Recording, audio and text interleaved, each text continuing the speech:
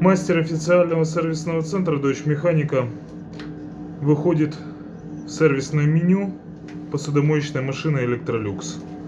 Данной посудомоечной машине Electrolux был восстановлен модуль индикации.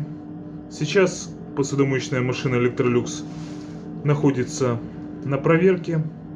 Мастер официального сервисного центра проверит дисплей на всех режимах, запустит посудомоечную машину с водой. После того, как посудомоечная машина успешно пройдет все сервисные тесты, мастер официального сервисного центра выпишет гарантию, и посудомоечная машина Electrolux поедет к владельцу мыть посуду.